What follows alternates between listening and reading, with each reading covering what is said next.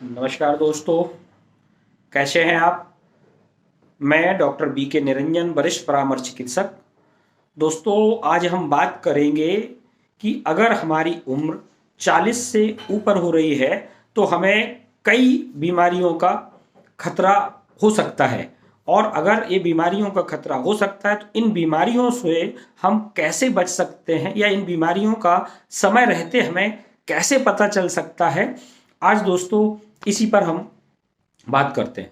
दोस्तों, आपने देखा होगा कि जैसे ही उम्र बढ़ती है तो हमारे शरीर की जो रोग प्रतिरोधक क्षमता है वो घटने लगती है।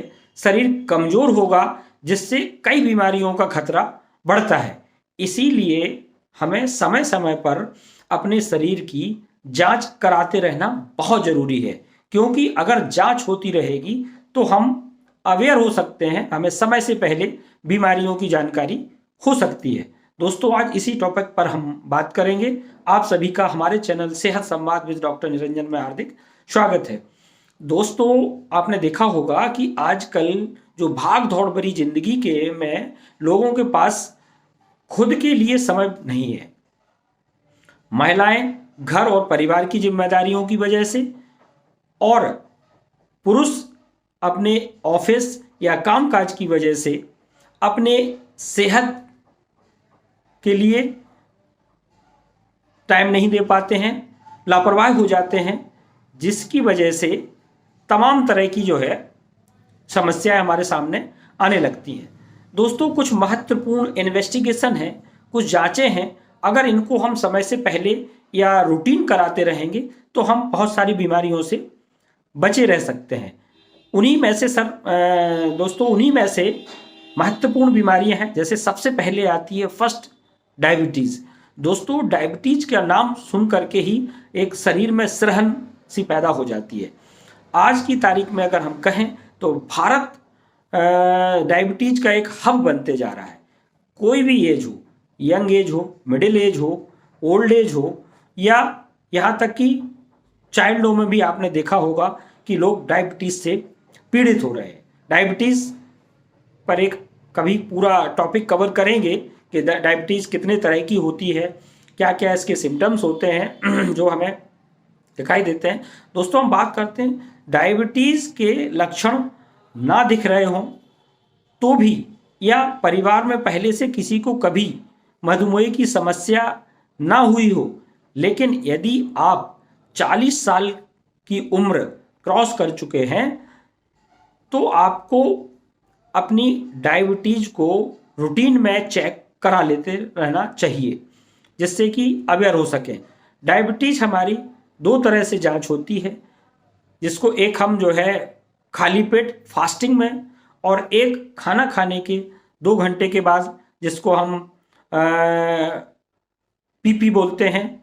और या फिर हम एक रैंडम तरीके से भी अपने ब्लड ग्लूकोज को चेक करा सकते हैं। और साथ ही साथ हम HbA1c जैसी जांच करा करके भी डायबिटीज को डायग्नोसिस करा सकते हैं।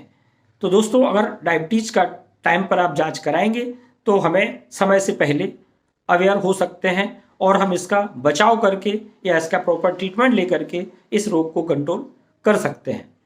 दूसरा दोस्तों, हम बात करते हैं ब्लड प्रेशर की, जिसको हम बोलते हैं रक्तचाप। उच्च रक्तचाप या निम्न रक्तचाप, हाई ब्लड प्रेशर या लो ब्लड प्रेशर, ये दोनों तरह के होते हैं। तो खास करके जो हाई ब्लड प्रेशर होता है, इसके होने से हमें हार्ट अटैक या स्ट्रोक के चांस ज़्यादा बढ़ जाते हैं। ये इसका कारण बन सकता है। इसलिए आप घर पर हों या कहीं बाहर हों, या आप घर पे अपना बीपी इंस्ट्रूमेंट्स रख करके अपना नियमित रूप से अपने ब्लड प्रेशर की जांच कराते रहें, इसको मॉनिटरिंग करते रहें, जिससे कि आप हृदय आघात, हृदय रोग से बच सकते हैं। तीसरी अगर हम बात करें दोस्तों, हमारी जो हड्डियां होती हैं ये भी हमारी कमज़ोर होने लगती हैं। तो मैं हड्डियों के लिए, खास करके जो बीमारी होती है ऑस्टियोसोराइसिस होने पर हड्डियां कमज़ोर होने लगती हैं और फ्रैक्चर होने का खतरा भी बढ़ जाता है। इसीलिए आप जो है डुअल एनर्जी एक्सरे या स्कैन आदि करा करके, या विटामिन D3 की जांच करा करके, या BMR होता है जो है, या बोन डेंसिटी का टेस्ट करा करके हम पता लगा सकते हैं कि कहीं हमारी हड्डी कमजोर तो नहीं हो रही है, हड्डी में proper vitamin D3 calcium sufficient है कि नहीं है। तो ये हमें जानकारी उससे मिल सकती है। दोस्तों अब एक बात, महत्वपूर्ण बात करते हैं थायराइड की। थायराइड भी एक बहुत ही तेजी से उभरती हुई बीमारी और एक कॉमन सी समस्या होती जा रही है। दोस्तों थायराइड ग्रंथि में जब कुछ डिसऑर्डर होने लगता है, डिस्टर्ब होने लगता है, उसकी वजह से अंडर एक्टिव थायराइड या हाइपोथायराइडिज्म हो सकता है। मतलब एक थायराइड बढ़ती भी है, दूसरा थायराइड कम भी होती है। तो ये जो है इस ग्रंथि से जो हार्मोन्स हैं वो T3, T4 और TSH का जो सेक्रेशन होता है, जो हार्मोन्स जो निकलता है, जो शरीर के मेटाबॉलिज्म को और नियंत्रित करने का काम करता है।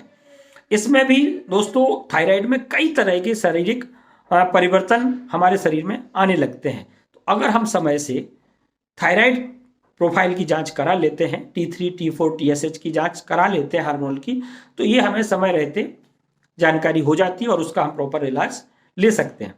दोस्तों अब हम बात करते हैं ब्लड की। ब्लड में खास करके जो होता है एक CBC, कंप्लीट ब्लड काउंट, इस जांच की मदद से हम ब्लड में मौजूद जो हमारे रेड ब्लड सेल्स हैं, वाइट ब्लड सेल्स हैं, प्लेटलेट्स वगैरह है, हीमोग्लोबिन है, या और अन्य तरह के जो सेल्स होते हैं, उन सब की जानकारी हमें CBC के द्वारा मिल जाती है। अगर ये हमारे जो है शरीर में सारी चीज़ें बैलेंस में है तो हमारा शरीर स्वस्थ है, क्योंकि ये इनका जो है संतुलित मात्रा में होना हमारे शरीर के स्वास्थ्य के लिए ज़रूरी होता है। तो ये समय रहते हमें पता चल सकता है कि हीमोग्लोबिन हमारा कितना है।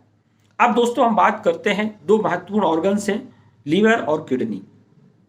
लीवर के लिए आपने देखा होगा कि हम जो है LFT, लीवर फंक्शन टेस्ट करके हम पता लगा सकते हैं कि हमारा लीवर प्रॉपर काम कर रहा है कि नहीं कर रहा है, क्योंकि ब्लड प्रेशर में, डायबिटीज़ में अक्सर का हमारा लीवर डैमेज होता है। तो हम उसमें जो है लीवर फंक्शन टेस्ट कराते हैं, उसमें हम सीरम बिलिरुबिन, SGPT, SGOT वगैरह टेस्ट कराते हैं और उनका रेशियो देखते हैं कि प्रॉपर रेशियो में है कि नहीं, प्रॉपर फंक्शन कर रहा है या नहीं।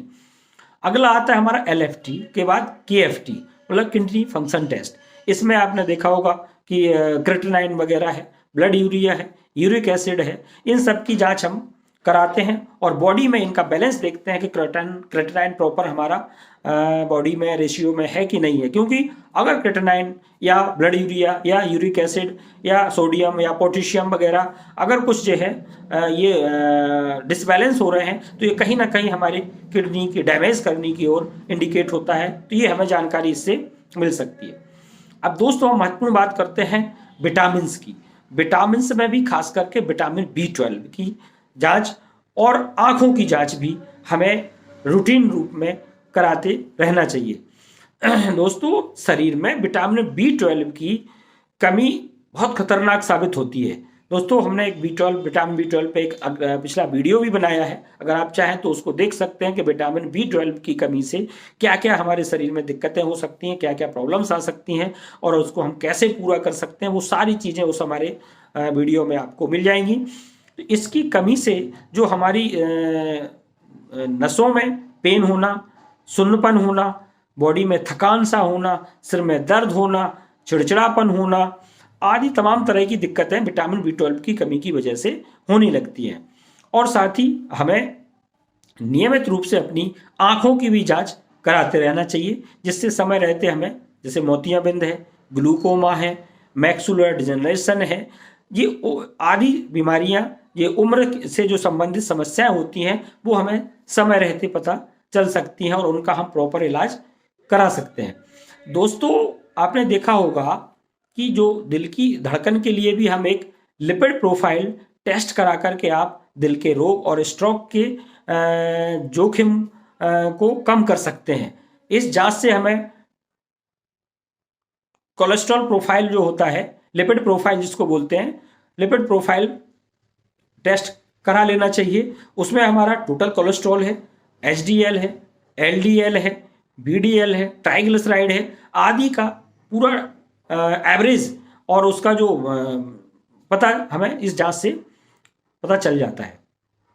साथ ही अगर कैंसर जैसी कोई बीमारी है उसके लिए भी हमें, खास करके महिलाओं के लिए, कि साल में एक बार ब्रेस्ट स्कैनिंग कराने से महिलाओं में शुरुआती स्टेज में जो गांठ बनने से रोकने में हमें मदद मिल जाती है। महिलाएं साल में एक बार चाहे तो पैप सीमियर और मैमोग्राम करा सकती हैं। और पुरुष प्रोस्टेट से जुड़ी समस्याओं के लिए डिजिटल रेक्टल एग्जामिनेशन और प्रोस्टेट स्पेसिफिक एंटीजन टेस्ट करा सकते हैं। और लंग्स कैंसर के लिए एक्सरे, कोलेट्रल कैंसर के लिए सालाना हमें स्टूल वगैरह की भी जांच करा लेना चाहिए। अगर इन सब जांचों को हम टाइमली या प्रॉपरली अपने देते हैं, कराते हैं, तो निश्चित तौर पर हम आने वाली बहुत सारी बीमारियों से समय रहते हमें जानकारी हो जाएगी और उनका हम इलाज करा सकते हैं। दोस्तों, हमें अपनी जीवन शैली का और खाने पीने का, आहार का, भोजन का विशेष ख्याल रखने की जरूरत है। दोस्तों, उम्र बढ़ने के साथ मांसपेशियां और हड्डियों में कमजोरी आने लगती है और रोग प्रतिरोधक क्षमता भी कमजोर होने लगती है। इसके अलावा वजन बढ़ना, डायबिटीज होने का जोखिम, हार्ट से संबंधित समस्याएं, high blood pressure, tension, depression और बोन्स या हड्डियों से रिलेटेड समस्याएं बहुत सारी जो है ये हो सकती हैं। तो इनसे बचने के लिए हमें अपनी जीवन शैली और अपनी बैलेंस डाइट पर विशेष ध्यान देने की ज़रूरत है। दोस्तों, अगर हम अपनी रूटीन लाइफ में डेली व्यायाम करते हैं, योग करते हैं, मेडिटेशन करते हैं और इसके अलावा साथ ही हम अपने जो हमारे कंसल्टेंट फिजिशियंस हैं या जो हमारे डॉक्टर हैं, अगर उनके संपर्क में रेगुलर रहते हैं तो निश्चित तौर पर हम एक स्वस्थ जीवन जी सकते हैं। दोस्तों, निश्चित तौर पर अगर हम अपनी लाइफ को संतुलित रखते हैं, भोजन को संतुलित रखते हैं और मानसिक विकारों से दूर रहते हैं, तो निश्चित तौर पर हम एक स्वस्थ शरीर की कल्पना कर सकते हैं। दोस्तों, धन्यवाद। अगर आपको वीडियो में दी गई जानकारी अच्छी लगी हो तो हमारे चैनल सेहत संवाद विद डॉक्टर निरंजन को ज़रूर सब्सक्राइब कर लें और साथ ही शेयर भी करें, जिससे अन्य लोग भी इसका लाभ उठा सकें।